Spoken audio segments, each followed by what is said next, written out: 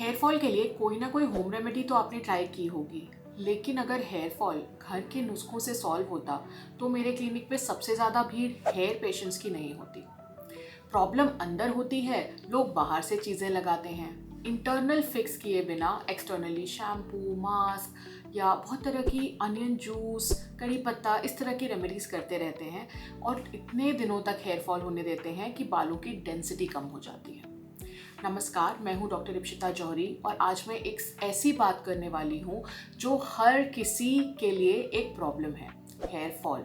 और आप सब ने इसके लिए कुछ ना कुछ ज़रूर ट्राई किया होगा। पर हेयर फॉल के रीजंस इंटरनल होते हैं, जैसे जेनेटिक्स। अगर फैमिली में बॉल्डिंग है, यानी आपके मैटरनल या पैटर्नल साइड पे किसी को भी हेयर फॉल, हेयर लॉस, इस जगह पे हेयर कम होना या यहाँ से हेयर लाइन पीछे जाना, इस तरह की प्रॉब्लम्स होती हैं, तो ऐसे में कोई भी नुस्खा काम नहीं करेगा।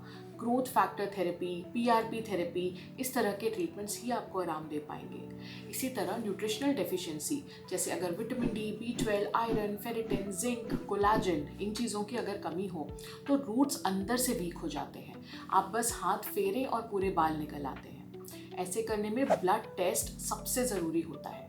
तो जब हम न्यूट्रिशनल हेयर फॉल देखते हैं तो सबसे पहले टेस्ट करके ये जानते हैं कौन सी कमी है, उसे पूरा करते हैं और हेयर फॉल रुक जाता है।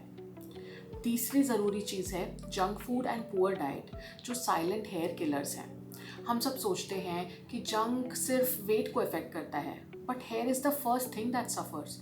पाम ऑयल या हाई शुगर या मैदे वाला फूड इन्फ्लेमेशन बॉडी में क्रिएट करेगा।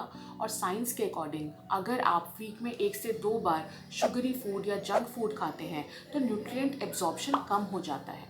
यानी बाकी के दिनों में अगर आप अच्छा खाना, हेल्दी खाना खाते भी हो, वो एब्जॉर्ब ही नहीं होगा, बिकॉज आपका एब्जॉर्प्शन पुअर हो चुका है। और हेयर फॉल, थिनिंग, ये चीज़ें वर्स होती जाती हैं। जब हेयर फॉल को जड़ से समझने की बात हमने कर ही ली है तो स्लीप और स्ट्रेस के बारे में भी बात कर लेते हैं। अगर स्लीप कम है या स्ट्रेस ज़्यादा है तो ऐसे में हॉर्मोन्स इंस्टेंटली रिएक्ट करते हैं। कॉर्टिसोल हार्मोन हमारी बॉडी में बढ़ जाएगा, जो ग्रोथ साइकिल यानी हेयर की ग्रोथ साइकिल को डायरेक्टली अफेक्ट करेगा। हेयर शेडिंग स्टार्ट हो जाएगी और एक साइकिल बन जाती है, स्ट्रेस की वजह से हेयर फॉल और फिर हेयर फॉल की वजह से और स्ट्रेस। तो इस साइकिल को ब्रेक करना बहुत ज़रूरी है, जिसके लिए हम पेशेंट्स की हमेशा मदद करते हैं।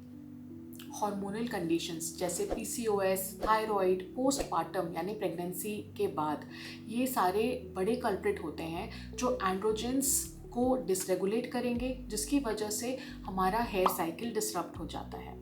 यानी डिलीवरी के बाद अगर एस्ट्रोजन ड्रॉप होता है, जिससे सडनली हेयर शेडिंग चालू हो जाती है। अगर ये मेडिकल कंडीशंस को ट्रीट नहीं किया गया तो हेयर फॉल को एक्टिवली कंट्रोल नहीं कर सकते। सो रिमेंबर, हेयर फॉल का 80% रीज़न बॉडी के अंदर है। इसीलिए सिर्फ DIY जूसेस, शिकाकाई या होम रेमेडीज़ पे डिपेंड ना करें। इंटरनल करेक्शन, मेडिकल डायग्नोसिस और डर्मेटोलॉजिकल ट्रीटमेंट्स, इनकी मदद लीजिए। हेयर फॉल रिवर्सिबल है, पर सिर्फ तब जब आप सही समय पर एक्शन लेते हैं। अगर आपका हेयर फॉल 3 to 4 वीक से ज़्यादा हो रहा है, get your test done and meet a dermatologist. I am doctor Ipshita Johri and I see you in the next video with more science backed skin and hair guidance. और किस बारे में आप जानना चाहते हैं, हेयर की और कौन सी प्रॉब्लम्स हैं जिसका सोल्यूशन आप चाहते हैं, नीचे कॉमेंट्स में बताइए। This is your dermatologist doctor Ipshita Johri, signing off. नमस्कार।